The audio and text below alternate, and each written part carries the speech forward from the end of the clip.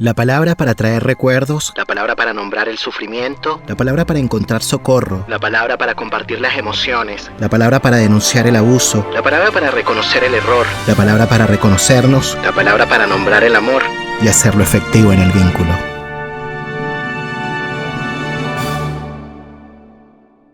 Damos la bienvenida a un nuevo episodio del ciclo de cine de la palabra y el vínculo, el último episodio de este ciclo de cine. Él es Tami Ayuch y estoy muy contento de que estés acá nuevamente participando del espacio. ¿Cómo estás, Tami? Muchas gracias, Nelson. Yo, bueno, estoy muy contento de estar acá y no pretendo decir la última palabra, aunque cada vez que intervenga, intervengo en el último momento, pero bueno, estoy muy contento y te agradezco mucho haberme invitado. Bueno, por fuera de las grabaciones les decía a Tami, bueno, mi gratitud porque, bueno, efectivamente es difícil abrir tiempos extras dentro de nuestras agendas porque todos estamos full ocupados, así que muy agradecido de que estés participando del espacio. Y para quienes no conocen a Tami Ayuch, él es psicoanalista y docente de la Universidad de París. Sus temas de investigación están relacionados con las discriminaciones de género, raza, las políticas de lo sexual, la clínica de la lengua y de la migración. Es autor de varios libros, entre ellos Psicoanálisis e Hibridez. Estuvo en el último episodio de la primera temporada de La Palabra y el Vínculo con el nombre de Fluidez, Resistir con Alegría. Le vamos a dejar acá abajo y acá arriba también en el enlace para que vayan para allá para que lo escuchen. Y como siempre, como es de costumbre en el ciclo de cine de La Palabra y el Vínculo, vamos a iniciar este episodio presentando un poco de qué va la película para luego pasar a la conversa. Rustin es una película biográfica sobre Bayard Rustin, destacado activista de los derechos civiles.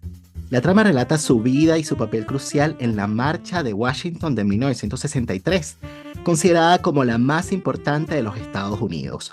Fue un hito histórico con 250.000 personas asistentes que escucharon el famoso discurso de Martin Luther King, en el que pronunció la icónica frase "Tengo un sueño", y que sirvió como preámbulo de la sanción de la Ley de los Derechos Civiles en contra de la discriminación por raza, sexo o religión por parte del gobierno de Kennedy. La película fue protagonizada por Colman Domingo, conocido por su participación en la serie Euphoria, quien dio vida a Rustin de una manera que trasciende la simple imitación.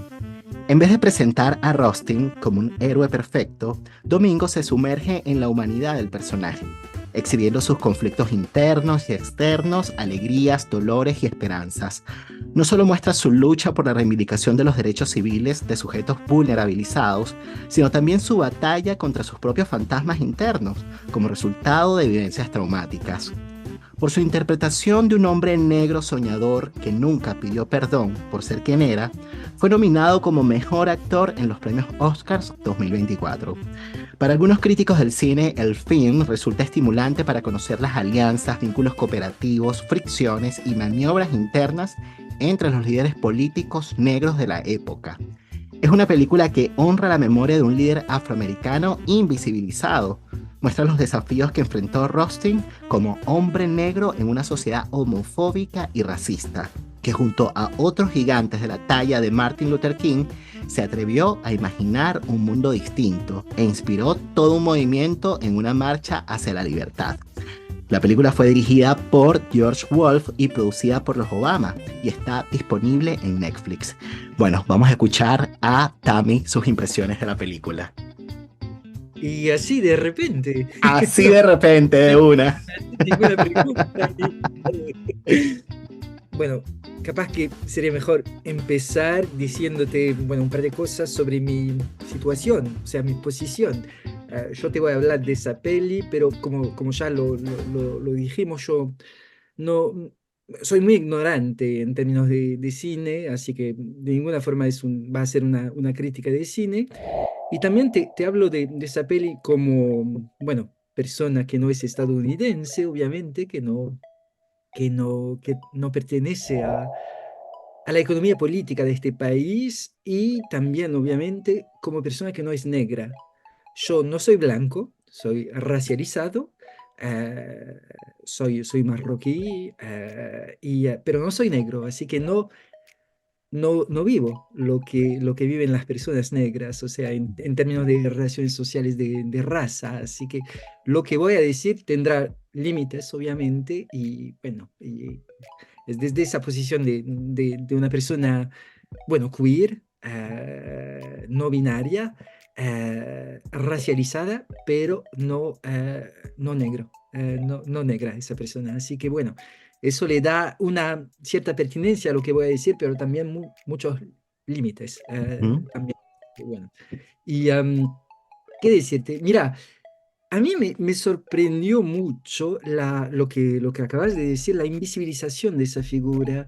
O sea, te confieso que yo nunca había oído hablar de Rasen antes de ver la película. O Ujú. sea, que obviamente que sabía del movimiento de los civil rights. Del 63, bueno, sabía de la marcha, sabía obviamente del discurso de Martin Luther King, I Have a Dream, y bien conocido, sabía de varias otras organizaciones al lado de Martin Luther King, y capaz que hablemos también de esa forma de encarar, de ver o sea, de ver cómo reaccionan les negres estadounidenses dentro de ese sistema de segregación, y hubo muchas reacciones diferentes, o sea, movimientos como los de Malcolm X, movimientos como los del Nation of Islam, los negros musulmanos, negres musulmanes, y movimientos también como el del Black Panther. eh, y, pero bueno, o sea que Martin Luther King lideraba un movimiento dentro de otros también. Si bien sabía un poco de esa historia y me interesé mucho, y sobre todo me interesé mucho en la literatura estadounidense, afroestadounidense de esta época. Yo tengo un ídolo allá que es James Baldwin, Mm. que me encanta lo que escribe James Baldwin, y capaz que hablemos también de su perspectiva sobre esa cuestión. Y bueno, sabía de eso, pero nunca había oído hablar de Bayard Rustin. Me parece un poco, bueno, bastante representativo el hecho de que haya sido tan invisibilizado, que haya liderado tanto ese movimiento de la marcha del 28 de agosto 63, y sin embargo que haya sido tan esquecido y no presente en la memoria, en la historia, luego, bueno, fui a leer un par de cosas y me di cuenta que 50 años después fue reconocido como un héroe nacional, y le atribuyeron una medalla y bueno, eso. Justo el año El año pasado que se pasado. cumplieron 50 años. Claro, y bueno, entonces, primera constatación es la invisibilización de esa figura. Segunda constatación me parece muy importante que exista un cine de este tipo, bueno, que ya existe obviamente, pero, o sea, que se recuerden momentos de la historia de la raza, de las relaciones sociales, de opresión de raza, también en términos de resistencia, Mm. y no solo en términos de opresión, adversidades que fueron innumerables, obviamente, que fueron atroces, pero que también para la memoria es muy importante que haya una historia del defenderse, del resistir, del ocupar un lugar como sujeto y no solamente como víctima de violencias absolutamente increíbles. Porque ese lugar también me parece que en muchos movimientos antirracistas está siendo cada día más reivindicado, precisamente para no reducir al sujeto racializado a una posición de falta de agencia, Ujú. ¿sabes? Ujú. A una posición de víctima que siempre solamente padeció, sufrió, pero no tuvo una posición de sujeto que luchó. Y de cierta forma, bueno, la historia siendo mayoritariamente blanca, esos episodios tienden a olvidarse. Una historia que no desconozco totalmente es la de Brasil, por ejemplo. Hay los mitos políticos que ese país, como muchos otros, fabricaron, que es el mito de la democracia racial, que Brasil es un país feliz, en donde los grupos étnicos, raciales van conviviendo en toda armonía. Y bueno, si reconocemos que hay una forma de violencia, bueno, allá paramos y no vamos revitalizando, reactualizando la memoria de la resistencia, que fue muy fuerte en Brasil durante 5 siglos, 4, la verdad. Así que toda esa historia me parece muy importante recordarla, precisamente para que hoy en día sujetos racializados no se olviden de que no fue solamente una posición pasiva la suya. Lo que me interesó también mucho en la peli fue la dimensión interseccional también, obviamente. Fue abolida la esclavitud, pero eso no, no cambió para nada, o muy poco, la situación de las personas negras que Mm, seguían totalmente segregadas, que seguían, bueno, discriminadas con leyes, o sea, por un racismo de Estado y actuado obviamente también por la población. O sea, hay escenas de la película tremendas, donde, por ejemplo, cuando hay un flashback hasta el año 42, me parece, cuando ujú. él se subió a un colectivo, a un Y no, bus, y no podía sentarse adelante, tenía que sentarse atrás. Y por y de sentarse repente adelante, bueno, pasó todo lo que pasó. pasó todo lo que pasó. O sea, que bueno, fue, Mm, le cagaron unas patadas, la policía le rompió la cara, o sea, con una violencia absolutamente horrenda, y también los pasajeros del colectivo estaban cómplices, o sea, ujú, estaban participando. Hay un momento de la escena en el que la madre dice a su hija, no lo toques, no toques a ese nigger, ujú, que es una palabra muy despectiva, obviamente. No sé si te recordás esa escena en, bueno, contexto totalmente diferente, de Franz Fanon, Piel Negra, Máscara Blanca. Bueno, Franz Fanon, un psiquiatra, psicoanalista de las Antillas, bueno, de Martinica, llega a Francia y se descubre negro en mm, Francia.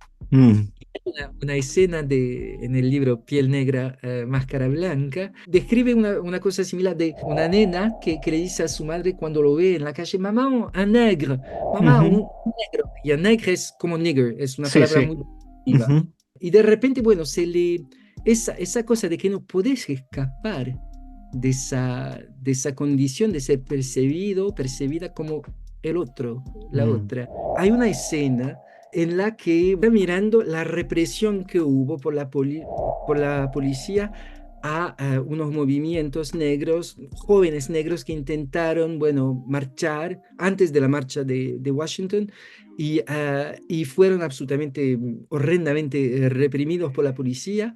Y pasa esa escena en su oficina y uno de sus colegas blancos le dice algo como que tiene que apaciguar las cosas, porque él va denunciando la violencia blanca de la policía. Y el otro le dice, no, tenemos que ir más allá de eso, de la raza, de... Y él le contesta, es que yo no puedo ir más allá de eso, precisamente porque, bueno, se me percibe directamente así, o sea, claro. a vos no te concierne directamente esta cuestión y no seguís discriminade, atacade, no sé qué, en la calle al día a día. Mm, Estoy hablando tanto de la época de Bayard Rustin cuanto de la época actual, o sea, bueno, que son, bueno, obviamente condiciones bastante diferentes, pero lo que queda igual es el hecho de que una persona racializada fenomenológicamente aparece directamente por eso. Y mm, entonces no puede hacer como si no existiera la mm, raza. Así que bueno, eso ya destaca en la peli, bueno, en esa época de 63 el hecho de que una visión totalmente angélica de que podemos ir más allá de la violencia de raza y no ver el color, porque es una nueva forma de racismo hoy en día, es el color blindness. ujú. Yo no veo el color, no soy racista porque no veo el color. Bueno, vos no podés ver el color porque tenés esa posición de privilegio, de que no te Ujú. afecta ¿Qué es diariamente. Angélica? También me dijiste es Angélica. Angélica en el sentido de que no soy yo que escojo ver o no ver el color, es el otro que me designa en esa posición, que Mm. me designa en esa posición de sujeto racializado. Y entonces no puedo así mágicamente decidir que las relaciones sociales de raza no existen. Existen. Y hoy en día, bueno, es una forma del pseudo antirracismo moral de decir el color no existe, somos todos iguales, etcétera. No, el color existe. El color, la línea de, o sea, la línea de color existió, es una aberración históricamente construida por la colonización y la esclavitud, pero si decimos que no existe, estamos negando toda esa historia, todas las medidas de reparación de esa historia, de opresión y masacres y apropiaciones, y estamos imponiendo un punto de vista blanco, precisamente porque no está preocupado por el color. Sabes que Decime. hay varias cosas que has mencionado que, bueno, que me parecen muy importantes, ¿no? El tema de lo importante que es rescatar un poco un hecho social, histórico que ocurrió y sobre todo la participación que pudo haber tenido un actor clave, en este caso Rustin, ¿no?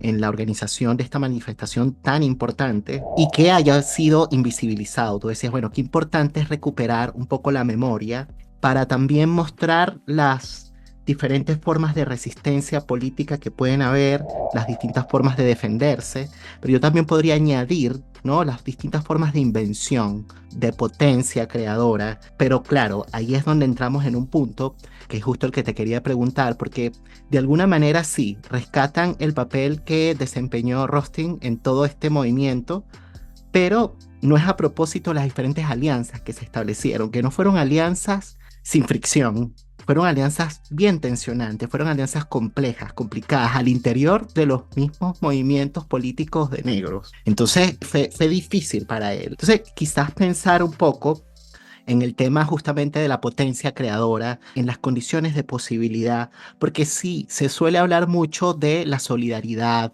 de lo fraterno, de la cooperación, que son palabras muy bonitas, pero que no están exentos de todo esto, ¿no? De la tensión, del desencuentro, de la disputa, de los debates e incluso de los quiebres. Y entonces me parece muy importante que una película que estuve leyendo algunas críticas, ¿no? De algunos críticos del cine que decían bueno, que es una película que en realidad no es que en términos cinematográficos sea demasiada cosa, pero lo que la hace poderosa es justamente que viene a ser como una especie de documento histórico importante. Puede de alguna forma como que representar un poco la importancia de la transmisión entre generaciones, bueno, justamente a propósito de lo que estamos hablando, ¿no? De hacer memoria colectiva, ¿no? Pero yo añadiría este punto de todo lo difícil que es poder justamente convertirse en un sujeto de agenciamiento político, desmarcarse de esa posición de víctima y ser un agente, pero ser un agente con otros. Y hay muchas cosas que se detienen, y esto lo podemos ver no solamente en estos temas que estamos tratando, esto lo podemos ver en diferentes ámbitos, públicos y privados, en donde de pronto se detienen muchas misiones que son demasiado importantes y que están en beneficios de un bien común, que se detienen justamente a propósito de los desencuentros políticos que hay al interior de los propios movimientos. Entonces, creo yo que este punto es demasiado clave. La película lo presenta y parece como medio ligero, así como que hay momentos de dificultad. No, pero esto es demasiado real. Y hay muchas cosas proyectos políticos que se acaban porque las personas que se supone son aliados y que se supone están fraternos y como que dejan por fuera. Me acordé de Ana María Fernández, algo que ella dice, ¿no? Como que, bueno, lo fraterno incluye justamente darle un lugar a toda la diferencia, a la genialidad. Lo fraterno no es solo la semejanza. Bueno, ¿qué podríamos hablar acerca de esto, Tami? Dale, bueno, gracias por esa pregunta que es re interesante. Eso de ir más allá del mito de que, bueno, somos todos hermanas y hermanos y que, bueno, nos entendemos entonces necesariamente. Em, Incluso ellos eran cristianos, religiosos y aún así, ¿no? O sea, que no y va por aún ahí, así, y no aún va por así, ahí. te voy a contestar de esta forma. Primero, lo que no se ve acá es que, bueno, lo que constituye un grupo no es tanto una identidad absolutamente compartida entre los miembros del grupo, cuanto una discriminación. O sea, un grupo es formado casi por sus fronteras, por los y las que discriminan a un grupo de personas y de repente les ponen en una misma identidad, pero es una identidad prescrita, una identidad designada, que no es necesariamente una identidad compartida, pero o sea que es un movimiento de identificación por y no identificación a aquí. Ujú. Entonces, bueno, esa formación de los grupos es importante. Bueno, el grupo de les negres estadounidenses es un grupo formado precisamente por discriminaciones. Aparte de la discriminación, aparte del sufrimiento y la opresión, no hay razón para que cada miembro de ese grupo se identifique totalmente con el otro miembro del grupo, o sea, que sean iguales con respecto a ese desencuentro entre esos hombres diversos, hombres, ¿ah? Porque hay un momento de la peli en el que una mujer que participa del movimiento dice, pero no hay ni un nombre de mujer en el programa, ¿qué es eso? Ujú, ujú. Es Importante, muy muy interesante. Bueno, y situarnos en la época, ¿no? En los 60, ¿no? en los 70, absolutamente. Luego, bueno, pocos años después aparecerá el afrofeminismo, que es Ujú, importante. Esos desencuentros vienen, hoy en día diríamos una palabra contemporánea, de cuestiones interseccionales. O sea ujú, que, bueno, ¿cómo excluir a Bayard? Uno de los pretextos fue su homosexualidad. Bueno, el hecho de que fuera gay.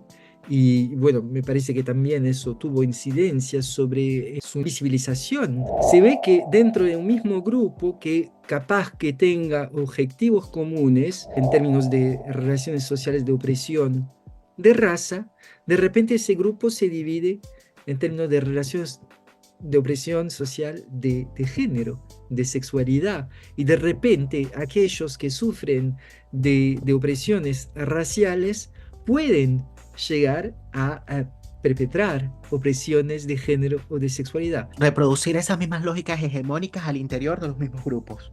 Absolutamente. Y hay una escena muy interesante en la que Bayard Rustin dice que a todos les enseñan que son inadecuados, incompletos, como negros, y todos van intentando combatir esa insuficiencia precisamente disminuyendo a otros. Y dice de una forma muy potente, dice, de repente, de oprimidos, nos volvemos represores Claro. de nosotros mismos. Entonces, bueno, la forma interseccional, que es muy importante hoy en día en todas las luchas políticas también, bueno, en toda la historia, por ejemplo, del feminismo, que nació como, bueno, una perspectiva, bueno, muy importante, pero mayoritariamente blanca, del occidente y de clase media, burguesa, etcétera, que no llevaba en cuenta la experiencia de mujeres que ocuparan otras posiciones sociales, por ejemplo, las mujeres negras. O sea, cuando el feminismo, bueno, de la primera onda, como se dice, el feminismo decía que el trabajo libera a las mujeres, pues no, porque las mujeres negras siempre trabajaron y eso nunca las liberó, al Ujú, contrario.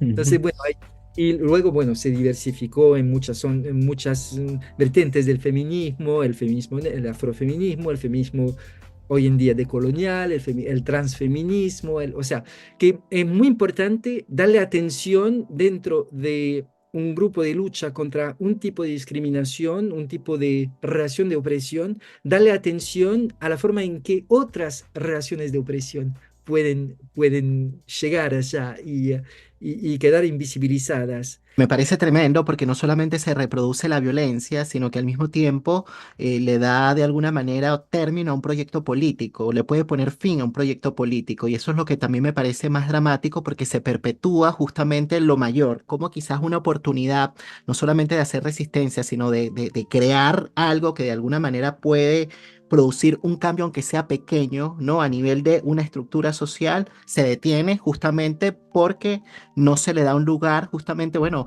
a las diferencias, que yo diría que es mucho más que las diferencias, pero es para decirlo en fácil, ¿no? A las diferencias que pueden generarse al interior de los mismos movimientos políticos, ¿no? Claro, claro. Diferencias, pero yo pienso que esas diferencias no son singulares solo o Ujú, individuales, son diferencias de relaciones sociales de poder, o sea, son exactamente. diferencias políticas. sobre todo. Exactamente. Por eso es que Eh, Ana María dice que las violencias cotidianas, bueno, he mencionado varias veces a Ana María Fernández, una psicoanalista argentina, les vamos a dejar acá arriba los episodios, ella también ha participado del podcast de La Palabra y el Vínculo. Bueno, también fue mi maestra, una mujer muy, muy interesante, y ella decía justamente en su libro Las lógicas sexuales que las violencias cotidianas son también violencias políticas, y yo creo que apunta un poquito a esto que estás diciendo, ¿no? Que al final no son diferencias individuales, son diferencias que son productos de las relaciones sociales de poder, ¿no? Fue la palabra de orden de lo que se llama la segunda onda del feminismo, lo personal es político. Y otro punto de esos desencuentros, bueno, aparte de ese primer punto que es la interseccionalidad, vamos a decir, es la diferencia con la forma de defenderse, de resistir, de tener una agencia, un agenciamiento. Lo que parece bastante claro es que, bueno, una gran parte de la ACP, Era como asociación de la proyectos para los Asociación negros de Estados Unidos, una cosa así. de lucha para el avanzamiento de Ajá. las personas de color. Los líderes eran medio, bueno, dudaban mucho. Un personaje de la película que es real es el Roy Wilkins, me parece, se Ujú. llama, el que comienza odiándole a Bayard Rustin por por su ser gay, pero por muchas otras razones, porque es mucho más enfrentador y mucho más Vehemente en la forma de plantear sus convicciones, ¿no? Como con fuerza.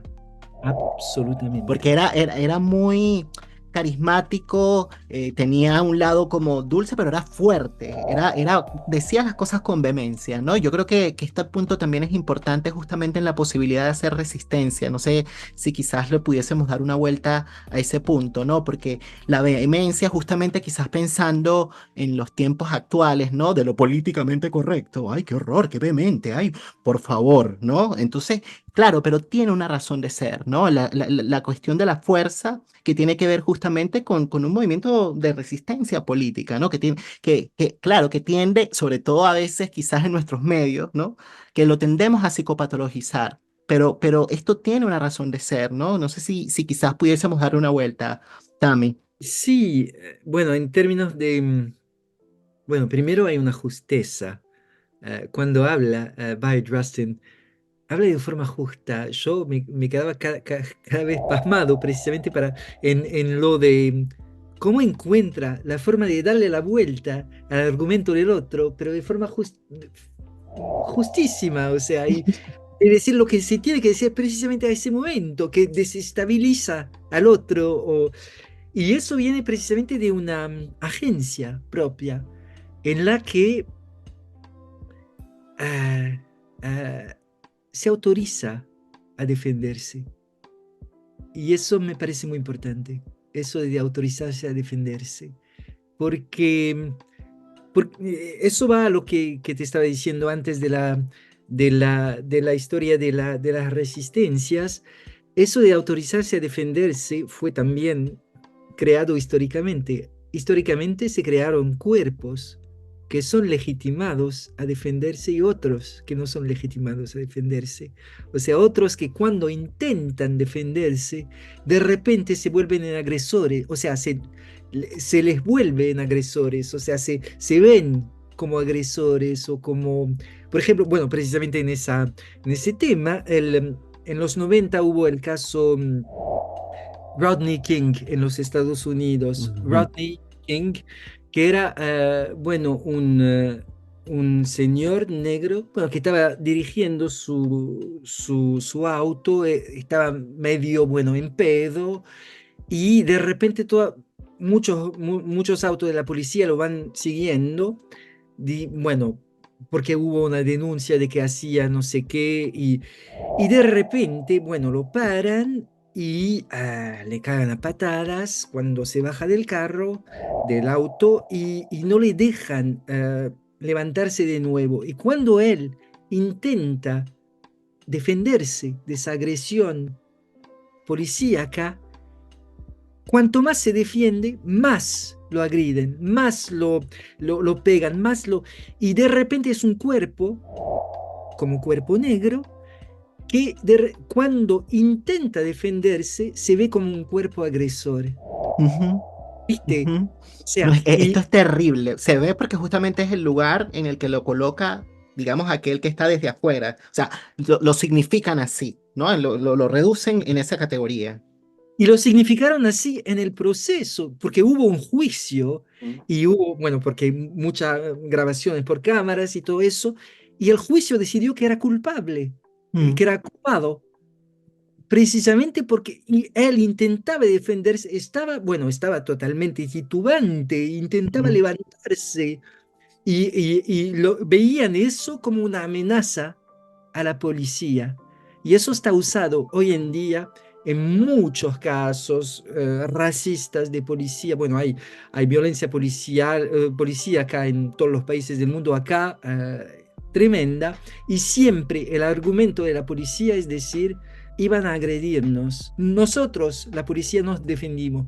Y mientras fue un sujeto agredido que no tiene la legitimidad de No, no, no, defenderse. esto es terrible y mientras más lo desarrollas, más me hierve la sangre, me da una rabia tremenda, pero tremenda porque pasa muchísimo. Claro, pones el ejemplo en los policías, pero esto de verdad lo podemos ver en otros ámbitos, ¿no? Institucionales incluso, ¿no?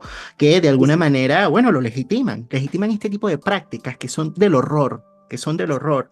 Pero ¿sabes qué, Tami? Quizás pensando en una de las cosas que habías mencionado hacia el inicio del episodio, ¿no? El tema de la complicidad. Estabas recordando esta escena en la que, bueno, los pasajeros estaban viendo lo que sucedía con Rustin y echaron la mirada a un lado y de alguna manera, bueno, me hizo recordar un poco el episodio que fue estrenado la semana pasada en este ciclo de cine, que es el de La Zona de Interés y que es una película, yo no sé si la viste, ¿la viste? No, No, la tienes que soy ver. totalmente ignorante en cine, pero bueno, sí, No, pero de verdad tienes que verla. Te voy a decir, tienes que verla, Rustin. Tienes que verla, Tami. bueno, Ok. me halaga mucho que me llames Rusty, me halaga mucho, muchas No, tienes gracias. que verla, Tami. Es una película tremenda. No te la voy a spoilear mucho. Presenta la historia del comandante de Auschwitz que vivía con su familia al lado del campo de concentración. Ay, la acaban de estrenar, no, es La muy acaban de reciente. estrenar hace poco y ganó como mejor película internacional según los premios Oscar. Pero bueno, está en Prime Video. Por cierto, las personas que nos están escuchando, el episodio ya está disponible. Pueden ir allá a escucharlo. Fue comentada por Marco Antonio de la Parra, psicoanalista, psiquiatra y dramaturgo chileno, y también por José Pisano, que es crítico del cine venezolano. El episodio quedó tremendo. Pero ¿por qué me acordé de esa película? Para relacionarlo con lo que estábamos hablando. Justamente Marco Antonio de la Parra decía, parece como que una película del Holocausto, pero en realidad no es una película sobre el Holocausto. Es una película sobre el cinismo de la sociedad contemporánea en la que nos movemos. Estamos en la época de lo políticamente correcto y echamos la mirada hacia un lado, hacia cuestiones que son horrorosas, ¿no? Y echamos la mirada hacia un lado para no hacernos testigos, porque si nos hacemos testigos, nos comprometemos. Eso nos interpela socialmente y nos hace responsables también. Entonces, estaba pensando en esa escena, echas la mirada a un lado para no implicarte, pero al no implicarte, justamente por omisión, estás también reproduciendo la violencia. Entonces estaba pensando muchísimo en un escrito de una psicoanalista chilena que se llama Pilar Sosa, que se llama El otro y la traición. Y justamente ella decía en este escrito que, bueno, una de las cosas más tremendas que reproducen la violencia no solamente tiene que ver con aquel que ejerce la violencia, sino justamente con los demás actores sociales que están alrededor y que desmienten la escena. Y eso es algo absolutamente contemporáneo. Porque estamos hablando de Tot- una película de los 60, pero eso está pasando hoy. Totalmente, totalmente, y está pasando hoy sin, vamos a decir, una opción o una posición subjetiva deliberada, o sea, es lo que define el racismo sistémico. O sea, bueno, cuando se trata de relaciones de opresión de raza, porque, bueno, lo que describías de ese colectivo donde, bueno, la gente echaba la mirada para el lado y todo eso, es, bueno, están participando conscientemente de ese Ujú. sistema, precisamente porque, bueno, es un negro, no tiene que estar acá, entonces que le caigan a patadas está bien y, bueno, no vamos a participar de eso, bueno, a defender nada, ni... Ok, hoy en día eso es también la realidad del racismo sistémico. ¿En qué sentido? En el sentido de que El racismo sistémico no es solamente el hecho de que haya un par de personas o un grupo de personas que son psicológica e ideológicamente racistas. Es un sistema que les otorga accesos diferentes a los bienes materiales y simbólicos a personas en función de su racialización. Y si no vemos eso, si no lo tematizamos, si no ponemos palabras sobre eso, somos cómplices de este sistema. De la misma forma, estamos mirándole al lado, o sea, estamos, viste, o sea, el hecho de que, lo sabemos, por ejemplo, el racismo sistémico es el hecho de que institucionalmente no se le trata de la misma forma a personas si son consideradas como blancas o si son consideradas como racializadas, etc. Y si no intentamos pensar qué posición ocupamos cada uno en ese sistema, estamos validando el sistema, estamos haciendo de que sea absolutamente normal que de repente, bueno, cuando se busca trabajo, una persona racializada tenga menos chances que una persona blanca, cuando se busca alojamiento, cuando en la repartición del mundo, sé que es el caso en muchos otros países, pero acá en Francia, tras en la universidad, es absolutamente normal que, bueno, los docentes sean más blancos, que de repente el personal de la limpieza sea mucho más racializado, que de repente, bueno, esas representaciones que nos parecen como, bueno, usuales, cotidianas, pero que forman parte del racismo. Y si no las denunciamos, participamos de eso, me Claro, parece. tiene mucho que ver con todo lo que estábamos hablando. Estaba pensando en los efectos que puede tener el borramiento justamente de situaciones que han sido producidas por la violencia. Por ejemplo, lo que pasó con Rustin en los años 40, esto que hemos relatado, esta paliza brutal que le dieron los policías, fue lo que significó que él se quedara sin un diente, ¿no? Y él no lo borró, no hizo un borramiento de aquello, se quedó con ese agujero allí para siempre y que perfectamente hubiese podido buscarse una prótesis o algo, hubiese de pronto ocultado aquello, ¿no? Me parece ese punto importante. Me parece un punto importante porque de alguna manera daría cuenta una especie de un real está allí. Un real que está allí, que por un lado lo podríamos relacionar un poquito con esos hechos traumáticos y que son de difícil inscripción, elaboración y procesamiento, porque algunas situaciones le evocaban un flashback que daban cuenta justamente de un exceso, efectivamente, producto de la represión. No es sin costo ese agujero para él, porque es un real que está allí que sirve a modo de recordatorio, pero es un recordatorio individual, pero también colectivo. Y este Ujú. punto me parece importante, porque es darle un lugar a un hecho. Ahí está, no lo borremos, porque probablemente, de nuevo me acordé de Ana María Fernández, alguien hubiese podido de pronto eso, tapárselos para que se vea mejor estéticamente. Y sí, se ve mejor, sin duda, Ujú. pero al mismo tiempo puede también deslizar la idea de la vergüenza. Mm. ¿No? De sentirte avergonzado, ¿no? Pero no avergonzado porque te ves feo, sino avergonzado de aquel hecho. Entonces, ella me decía en aquel episodio, no es que no tendría que ser vergonzoso, porque lo vergonzoso guarda relación con el hecho de haberte sentido culpable de aquello, y culpable no fuiste, ¿no? Bueno, eso por un lado, y por otro lado, estaba pensando muchísimo en el tratamiento que hizo el director de la parte, digamos, sentimental de las relaciones de pareja de él. ¿Cómo lo ves, no? El tratamiento que hizo el director de esto, porque algunos críticos del cine de pronto decían un activista político demasiado tremendo, casi que un héroe invisible, pero bueno, en su vida sentimental, qué horror, ¿no? Como que le costaba comprometerse, le costaba estabilizarse, se metía en relaciones de una persona comprometida, con otra mujer, entonces, bueno, por ahí se fueron algunos, ¿no? Pero quería escuchar tu opinión al respecto. Empezamos con la primera. Es una, o sea, es una opción muy corajosa haber escogido no tapar precisamente ese hueco, vos lo llamas real, ese vacío allá. Y me parece muy importante porque es una forma también de recordar lo que padeció y la forma en la que resistió. Que se trata también de no, yo diría blanqueizarse, Mm, blanquear. Me refiero otra vez a Fanou, que escribió, bueno, Piel Negra, Máscaras Blancas en una década antes, en el 53, y decía, el negro está, o la negra está enfrentada a ese dilema blanquearse o desaparecer. Hay que seguir modelos blancos, etcétera, o desaparecer. Y él no hizo eso. Él Ujú. dejó aquel hueco, que es una forma de decir, bueno, yo he sido víctima, yo he sido oprimido, pero también yo lo resisto. Fuera de los modelos, de los padrones hegemónicos también. Esa cosa que puede parecer como fea, como inestética, yo la llevo en el cuerpo. De la misma forma que voy a llevar con orgullo mi color de piel, mi ser gay, lo llevo con orgullo porque sufrí de eso. Pero el sufrimiento no viene de mí, no es intrapsíquico, viene Ujú. precisamente De una violencia ejercida desde afuera. absolutamente. Bueno, me parece interesante que lo dejara, que lo luciera. Eso. Con respecto a la forma en la que, bueno, desarrolla sus relaciones amorosas, bueno, te voy a decir, ¿quién soy yo para, para juzgar sus Obviamente, relaciones amorosas? obviamente. No, pero no para juzgar a él, pero quizás para escucharte la apreciación entonces de aquel crítico. O a ver qué Y piensas, porque quizá, porque es interesante, me parece como, porque también se categoriza desde allí.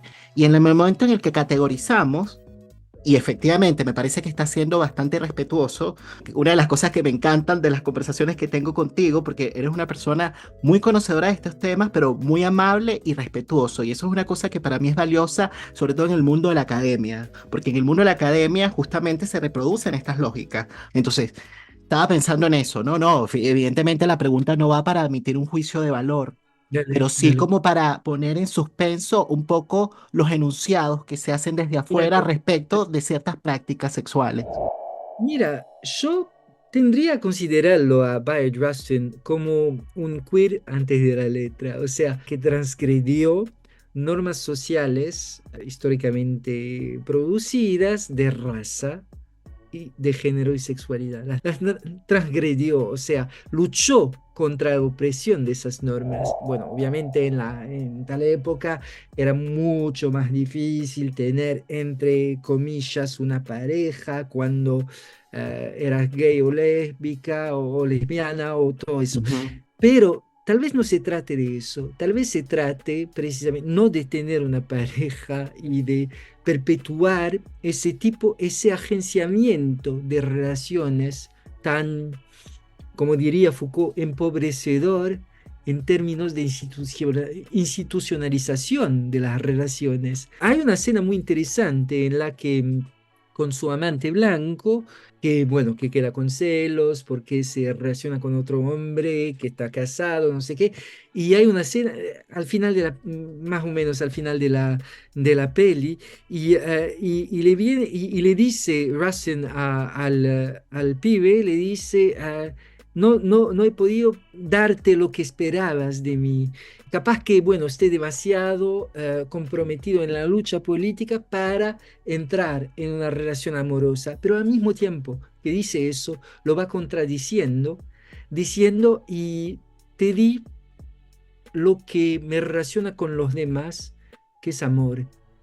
Y, che, inventemos ujú. formas otras de amor que no tengan necesariamente que caber dentro de lo que de forma convencional vemos como una pareja, un amor de no sé qué, y viste, Es una pregunta compleja, ¿eh? Es una pregunta difícil, pero me parece que es muy importante la vuelta que le diste, o muy interesante la vuelta que le diste, ¿no? Porque claro, tiene que ver justamente con definir quizás o reconocer que pueden existir distintas formas de contratos amorosos, podríamos decir, diferentes formas de arreglos amorosos. Lo que pasa es que estamos hablando de los 60, pero probablemente esta misma relación hubiese aparecido en esta época y hubiese sido quizás perfectamente posible el hecho de que él le hubiese planteado una relación abierta. Pero antes eso no era posible, como plantearlo, como porque habían otros ordenamientos. ya estaban en algo absolutamente transgresivo. Absolutamente, Absolutamente, pero también pensando en cómo ha ido evolucionando un poco el tema de las lógicas sexuales. De nuevo, pensando, por ejemplo, en lo que decía Ana María, ¿no? En lo que son las lógicas sexuales actuales, ¿no? Y ella dice que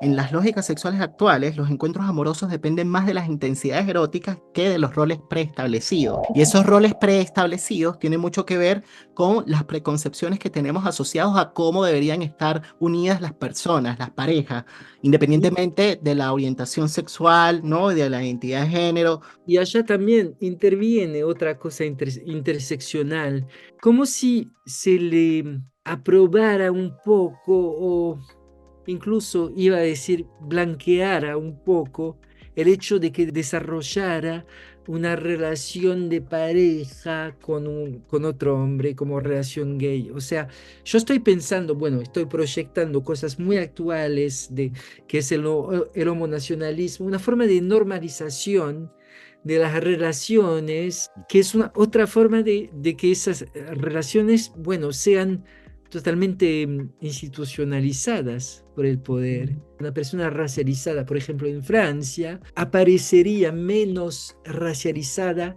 si fuera un poco más queerizada, pero no queerizada en el sentido de queer, una cosa desnormativa o no normativa, en el sentido de entrar en otros padrones, entrar en otras cosas ya establecidas. O sea que una persona racializada que de repente es gay en pareja es más aceptable Ujú. porque de repente entró en una forma de reconocimiento social y eso, bueno, es lo que se llama hoy en día el homonacionalismo y una forma de decir que les racializados son homofóbicos, transfóbicos y todo eso, y si les podemos encajar dentro de categorías ya hechas de eso es una pareja gay, eso es una pareja lesbiana, eso, Exacto, y exacto. parecen menos peligrosos Sí. y parece que O trae menos raros o menos enfermos, porque se sigue absol- patologizando. absolutamente. Y me parece que Basten, precisamente en su posición absolutamente corajosa, Ujú, huyó de todo eso, huyó de todas esas categorías. Y ujú, eso es ujú. potente.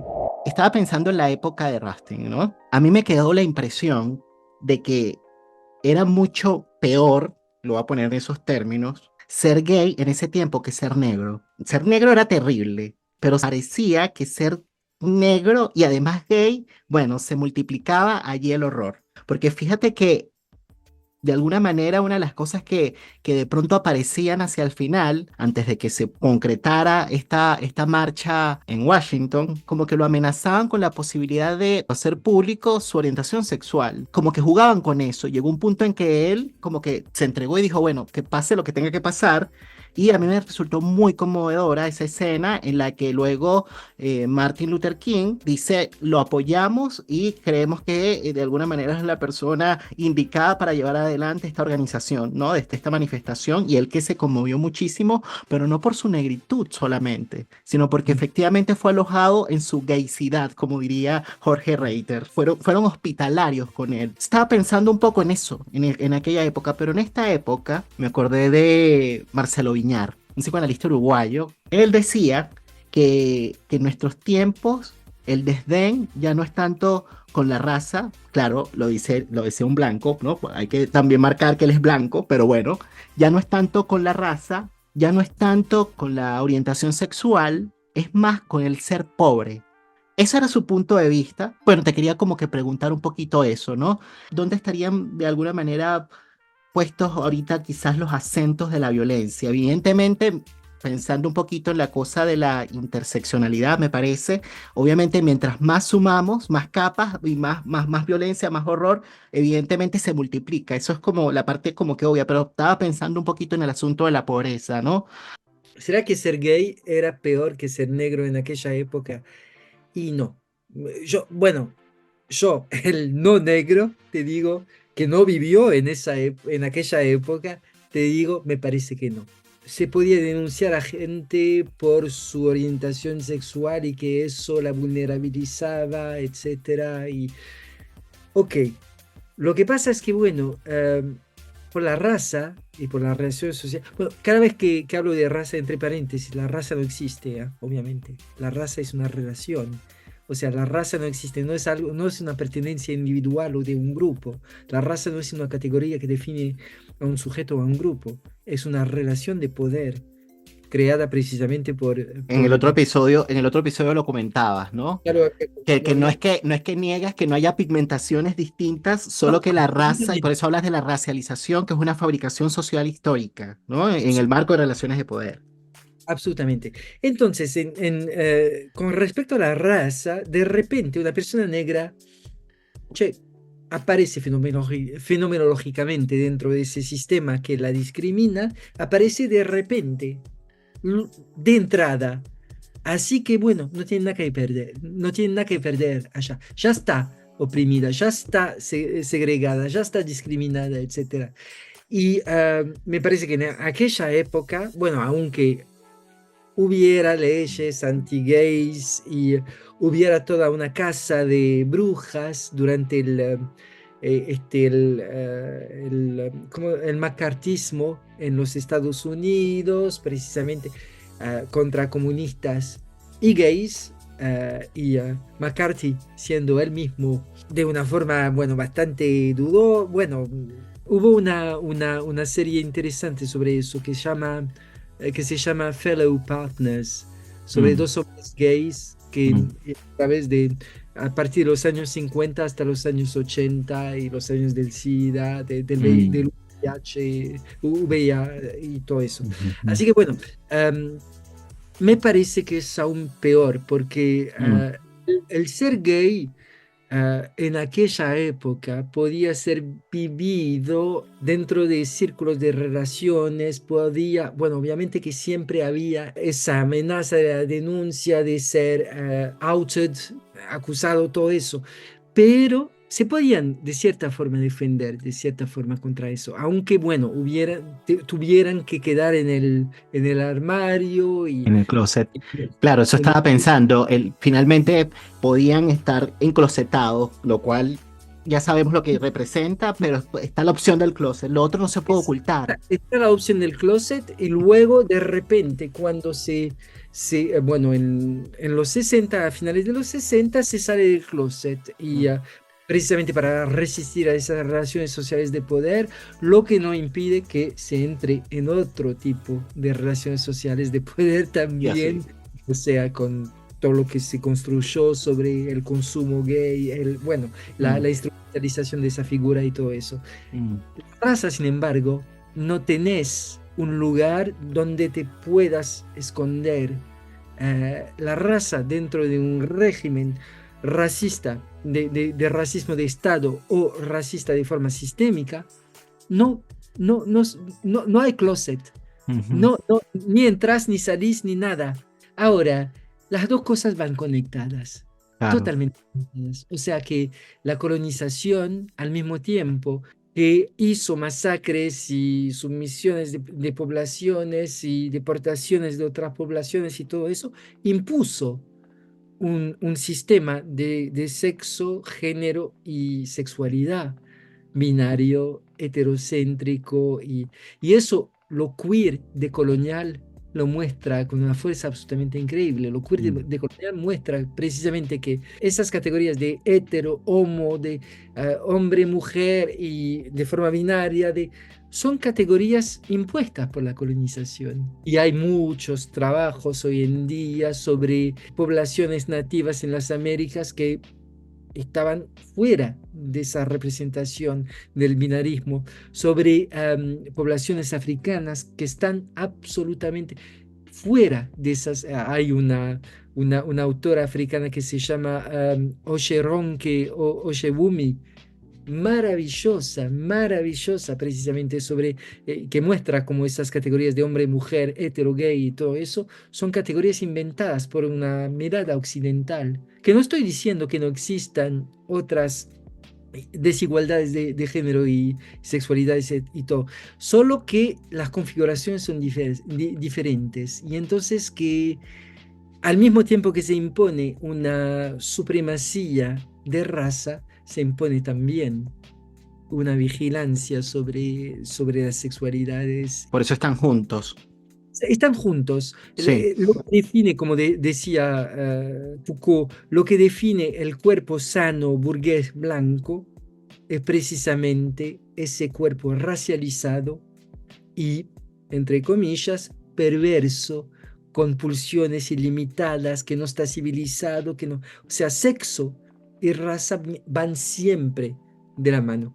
Eso. Y en relación a la pobreza, En entonces. relación a la pobreza, bueno, esa realidad social, como dijiste, es totalmente interseccionalizada. O sea, Ujú. ese comentario que ese señor dijo, por más que, obviamente, yo no vivo en América Latina, pero me parece que es un comentario muy de la izquierda europea que va resistiendo a la visibilización de otras relaciones de opresión, que no Ujú. son solo las de clase. O sea, es toda una formación marxista muy importante que tiene que seguir, pero que varias marxistas formados a eso dicen que la única opresión es la de clase y van descartando todo el resto.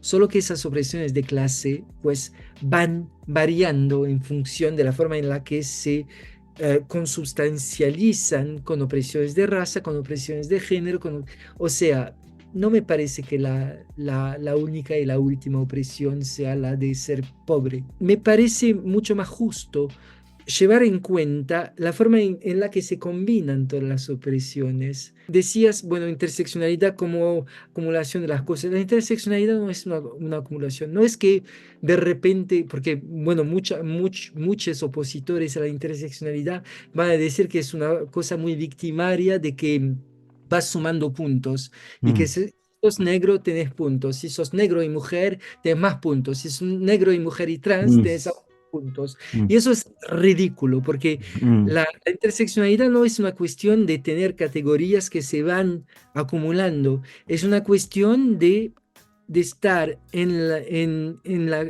cruce de relaciones sociales de poder que cada vez, en cada situación, van combinándose de una forma singular.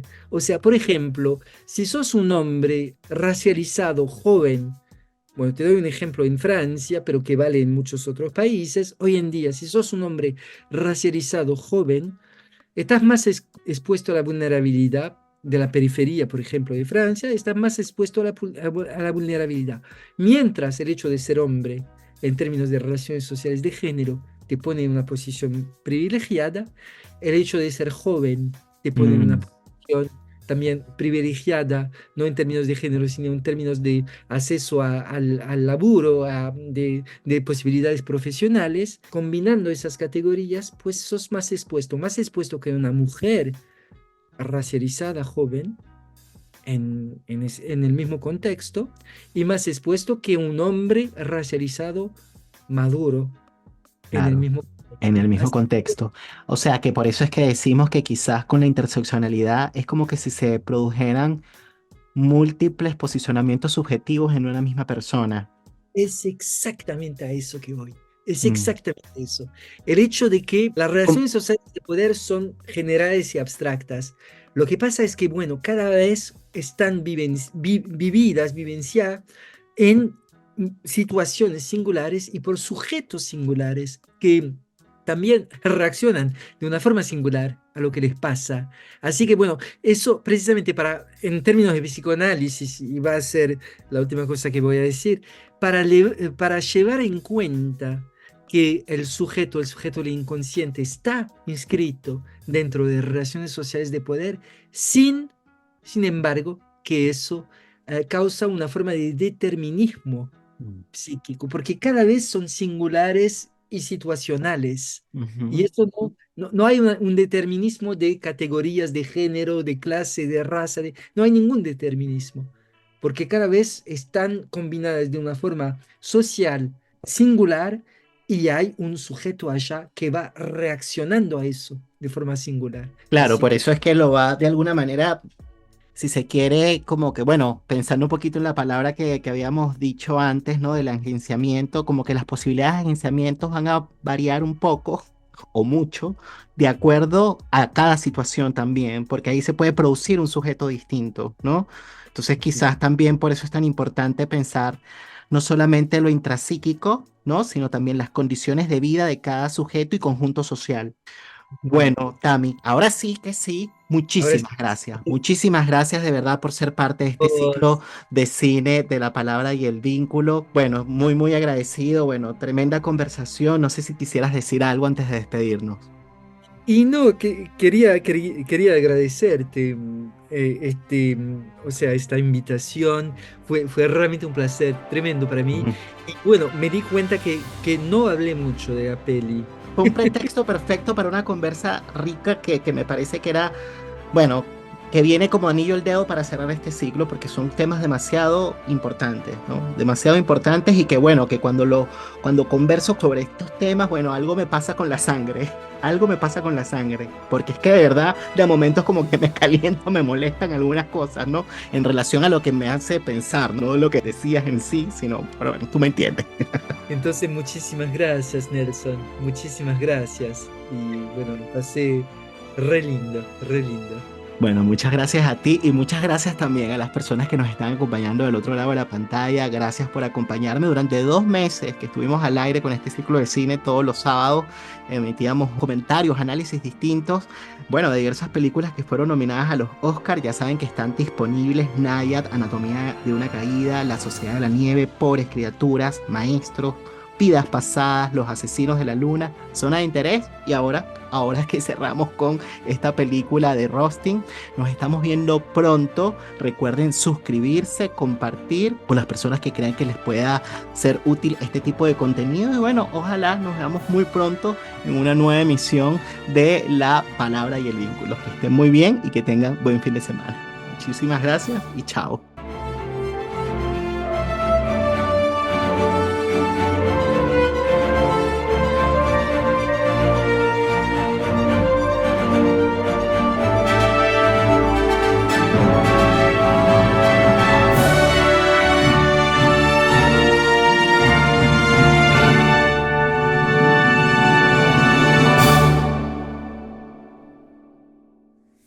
Yo soy Nelson Ruiz y te invito a disfrutar de la 4ª temporada de La Palabra y el Vínculo, disponible en YouTube y Spotify. Gracias por visitar mi canal. No olvides suscribirte.